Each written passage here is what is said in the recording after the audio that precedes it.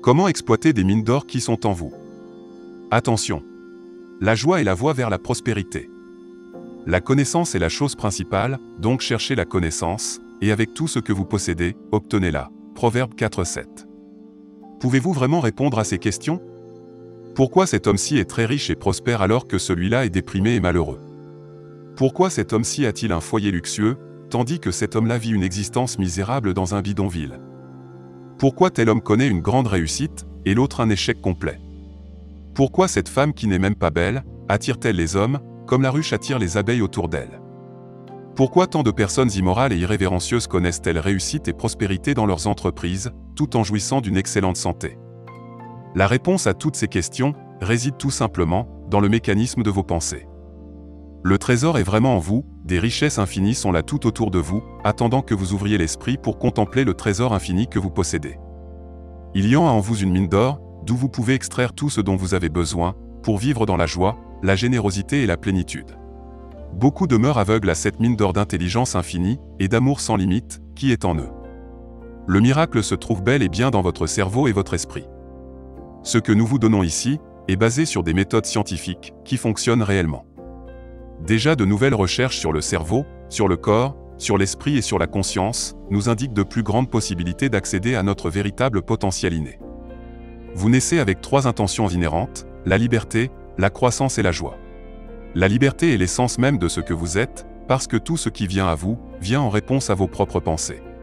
Or personne d'autre que vous n'a de contrôle sur vos propres pensées. La liberté et le succès sont le fondement même de votre vie. Et lorsque la joie est votre quête dominante, toutes les résistances cèdent, et vous vous permettez alors l'expansion, ou la croissance que les expériences de la vie ont en vous. L'apôtre Paul, sous l'inspiration divine, exhorte les chrétiens à être toujours dans la joie, et d'être en état de gratitude en toutes circonstances, 1 Thessaloniciens 5, 16-18. La joie et la gratitude, c'est là où réside le vrai secret. Vous êtes des vrais créateurs, et le sujet de votre création est une existence joyeuse. Telle est votre mission, vous êtes né pour réussir, et il est normal que l'échec provoque en vous du mal-être. Vos pensées ont beaucoup de choses à voir avec votre destin. Vous ne pouvez rien faire sans recourir à votre pensée. Comme tout grand leader de ce monde, vous comprenez que la première chose que vous devez faire est de décider si vous allez être défini par une vision du futur, ou si vous allez vivre par les souvenirs du passé.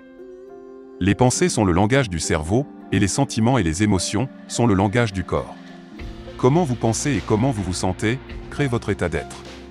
L'état d'être de la plupart des gens, quand ils commencent leur journée, est dans leur passé malheureux dont ils sont familiers. Eh bien, si vous vivez dans le passé malheureux que vous connaissez, alors il est logique que vous allez créer un avenir malheureux prévisible, et donc ce qui se passe pour la plupart des gens, c'est qu'ils sont coincés dans leur mauvais passé. Au moment où ils commencent à faire quelque chose, ils allument les circuits neuronaux de ces vieux souvenirs, et chacun de ces souvenirs a une émotion qui leur est associée, et les émotions sont malheureusement le produit final d'expériences passées. Alors, ils commencent à se sentir malheureux, découragés et anxieux. La folie, comme le déclare Einstein, c'est de faire toujours la même chose, et de s'attendre à un résultat différent. Votre corps ne connaît pas la différence entre une expérience dans votre vie qui crée une émotion, et une émotion que vous pouvez créer par la pensée seule, donc si vous vivez par la même émotion chaque jour, et que cette émotion influence vos pensées, et que vous ne pouvez pas penser plus que ce que vous ne ressentez, vos sentiments sont devenus le moyen de penser que vous pensez dans le passé. Si votre lentille du futur va être colorée par le passé, vous ne pouvez donc pas voir les autres possibilités. Mais s'il est vrai que ton corps ne sait pas faire la différence entre un événement réel ou un événement imaginaire, ne pouvez-vous pas vraiment utiliser cela à votre avantage? Bien sûr, alors parce que d'accord, parlons-en, parce que vous le faites très bien, parce que la plupart des gens attendent que leur vie change, alors ils peuvent ressentir de la gratitude pour ressentir l'abondance, pour se sentir entier. Vous savez que c'est l'ancien modèle de cause à effet, vous savez donc si vous vivez avec le vide, vous vivez avec le manque, vous vivez avec la douleur. La plupart des gens ont été conditionnés à quelque chose, ils doivent enlever ce vide ou ce sentiment à l'intérieur d'eux. Mais si vous croyez que vous créez votre vie, et que vous vivez par le manque ne va pas créer l'abondance. Donc au moment où vous commencez à enseigner émotionnellement à votre corps, à quoi ressemblera cet avenir, avant qu'il ne se manifeste bien, votre corps et l'inconscient croient qu'ils vivent dans cet avenir dans le moment présent. Le produit final d'une expérience dans l'environnement est une émotion. Quand vous commencez à embrasser une émotion élevée, vous commencez à signaler vos gènes avant l'environnement. Comme les gènes fabriquent des protéines, et que les protéines sont responsables de la structure et de la fonction de votre corps, et que l'expression des protéines est l'expression de la vie, donc en créant une émotion élevée, et en apprenant à votre corps à quoi ressemblera cet avenir avant qu'il ne se manifeste, votre corps commence à vivre dans cette réalité future, dans le moment présent. Si vous continuez à avoir les mêmes pensées, et que ces pensées commencent à déclencher certains circuits dans votre cerveau, les cellules nerveuses qui se déclenchent ensemble se connectent, donc tout d'un coup, vous commencez à être câblé, et ce sont ces pensées que vous pouvez penser le plus facilement. En même temps, ces pensées produisent des substances chimiques appelées émotions, et la prochaine chose est que vous savez que votre corps s'habitue à vivre par les mêmes émotions. Elles allument les circuits de ces vieux souvenirs, et chacun de ces souvenirs a une émotion qui leur est associée. Et les émotions sont malheureusement le produit final des expériences passées. Pourquoi certaines personnes préfèrent-ils s'accrocher au passé familier, plutôt que de tenter leur bonne chance?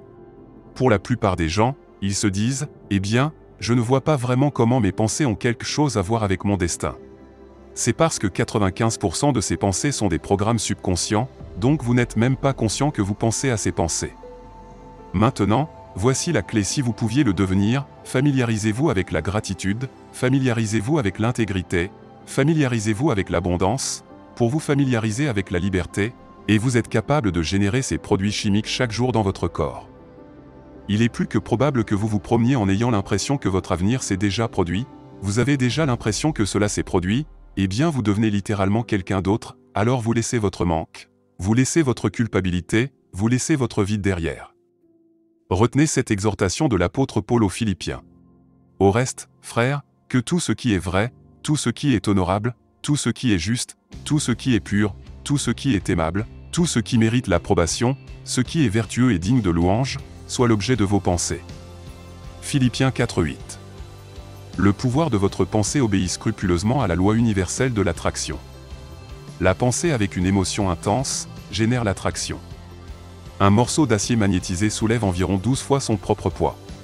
Mais si vous démagnétisez ce même morceau d'acier, il ne pourra pas même en soulever un gramme. De même, il y a deux types d'hommes, il y a celui qui est magnétisé plein de confiance et de foi, il sait qu'il est né pour gagner, et pour réussir, et puis, il y a le type d'homme, qui est démagnétisé. Celui-ci est plein de crainte et de doute, les bonnes occasions se présentent, il dit « Oh je pourrais échouer, je pourrais perdre mon argent, les gens se moqueront de moi ». Ce type d'homme n'ira pas bien loin dans la vie. Ce qui ne va pas n'est pas quelque chose qui se trouve en dehors de vous, et sur quoi vous n'avez aucun contrôle. Ce qui ne va pas se trouve en vous et vous avez tout le contrôle. En outre, reprendre le contrôle n'est pas difficile lorsque vous comprenez les principes de la personne que vous êtes, et de la loi de l'attraction. Je suis l'attracteur de chacune de mes expériences. Vous êtes l'évolution, l'épanouissement et le bien-être, vous êtes né sachant que vous seriez un puissant créateur, et que la loi de l'attraction serait le principe de toute création dans l'environnement nouveau où vous êtes désormais au moment de naître. Vous vous souvenez de la loi de l'attraction, et les essences de ceux qui se ressemblent s'attirent mutuellement, était le principe de l'univers, et vous saviez que cela vous serait précieux. Vous vous souveniez que c'est par votre pensée et non par votre action, que vous créez. Vous connaissiez la constance de la loi de l'attraction. La confiance que vous ressentiez est due principalement au fait que la loi de l'attraction demeure constante et stable dans l'univers. Vous saviez qu'il ne vous serait pas difficile de savoir précisément quel genre de vibration vous êtes en train d'émettre. Parce que loi de l'attraction vous apporterait des témoignages constants de votre vibration et ce en permanence. Lorsque vous vous sentez maltraité, l'équité ne peut vous trouver. Votre perception de mauvais traitement et la vibration que vous émettez en conséquence, directement issue de votre perception, empêche de venir à vous tout ce que vous considériez comme étant juste. Lorsque vous êtes accablé de déception, de peur de ne pas avoir les ressources financières dont vous croyez avoir besoin, qu'il s'agisse d'argent, de biens, d'occasions qui vous fourniraient cet argent, ces choses continueront à vous échapper parce que la loi de l'attraction rassemble des choses semblables et non des choses dissemblables. Lorsque vous vous sentez pauvre, seules les choses qui ressemblent à la pauvreté peuvent venir à vous. Lorsque vous vous sentez prospère, seule la prospérité peut venir à vous. Cette loi est constante, et si vous y prêtez attention, elle vous enseignera de façon pratique comment elle fonctionne. Lorsque vous vous souvenez que vous recevez l'essence de ce à quoi vous pensez, et qu'ensuite vous remarquez ce que vous obtenez, vous avez les clés de la création délibérée. Lorsque vous entendez quelque chose, vous êtes en réalité en train d'interpréter la vibration de ce son que vous entendez. Ce que vous entendez est votre interprétation unique de la vibration. Chacun de vos sens physiques, la vue, l'ouïe, l'odorat, le toucher, existe parce que tout dans l'univers est vibratoire, Et vos sens physiques interprètent les vibrations pour vous procurer une perception sensorielle. Votre compréhension de la vibration vous aidera à consciemment relier les deux mondes. Lorsque vous apprenez à accepter votre nature vibratoire et commencez à utiliser consciemment vos indicateurs émotionnels vibratoires, vous acquérez un contrôle conscient de vos créations personnelles et des résultats de ce que vous visez. Sitôt que j'éprouve un sentiment d'abondance, j'attire l'abondance. Lorsque vous êtes conscient de la corrélation entre ce que vous avez éprouvé et ce qui arrive dans votre vie, vous détenez le pouvoir de faire des changements. Vous ne pouvez pas vous sentir pauvre, donc vibrer pauvre et prospérer. À moins que vous ne feriez une vibration d'abondance, l'abondance ne pourra pas venir à vous. Beaucoup demandent, mais comment voulez-vous que j'offre une vibration de prospérité? Si je ne prospère pas, j'ai d'abord besoin de prospérer, pour pouvoir offrir la vibration prospérité. Nous reconnaissons volontiers qu'il est certainement plus facile de maintenir un état de prospérité lorsqu'il fait déjà partie de votre vécu, car alors tout ce que vous avez à faire est de remarquer les bonnes choses qui viennent à vous, et votre observation de ces choses fera qu'elles continueront d'arriver. Mais si vous vivez l'absence d'une chose que vous voulez, vous devez trouver une façon de ressentir le sens de cette chose avant même qu'elle ne vienne, sinon elle ne peut pas venir à vous. Vous devez trouver un moyen de ressentir l'excitation, ou la satisfaction de vos rêves non réalisés avant que ces rêves puissent se réaliser. Trouvez une façon d'imaginer délibérément un scénario, afin d'offrir une vibration, et pour que la loi de l'attraction fasse correspondre à votre vibration, une manifestation dans la vraie vie. Lorsque vous êtes prêt à offrir la vibration avant la manifestation, tout est possible. C'est la loi.